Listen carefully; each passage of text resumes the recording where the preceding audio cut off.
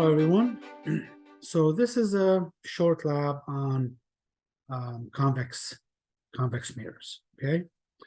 So let's go here to physics. Go to geometric optics and click here. Go mirrors. And let's pick a convex mirror right there. And now let's pick our arrow. And as you can see, the focal point is on the dark side of the mirror, not the reflective side of the mirror. And now, again, this is less exciting than the concave mirror, because as we move the object, similar to a diverging lens, as we move the object from far away towards the mirror, look what happens to the image. The image is small and upright. And again, this is the type of mirror that you would see on the door, the passenger side door on your car. Okay. You want to see the object. You want to have a wide field of view. You want to see the object upright, but they appear smaller. That's why there's writing. Object appear closer than they are, or they are closer than they appear. Something like that on those mirrors. It's because of that.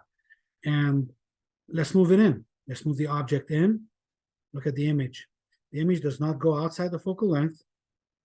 It comes closer to the mirror, and it's starting to get larger, but not as large as the object, obviously. And then that's it. Stop right here.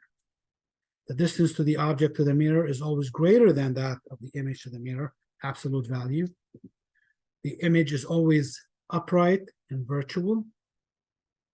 The focal point is on this side, and there is no inside focal point, outside focal point, like in a converging mirror or on a concave mirror. It's just one thing. It depends where you are.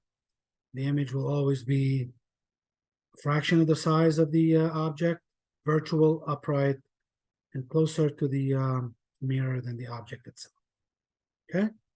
And this is it. Play with that, change these numbers. And here are the principal rays. Then again, they still take that ray right here. We took a ray that goes through the focal point, one that is parallel, and one that is going through the center and bounces back on itself. We took 3 different rays.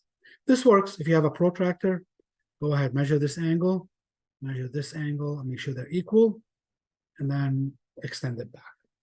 Okay. All right. This is it for this short lab video on convex mirrors. Thank you for watching. I hope you're finding this all helpful. Bye.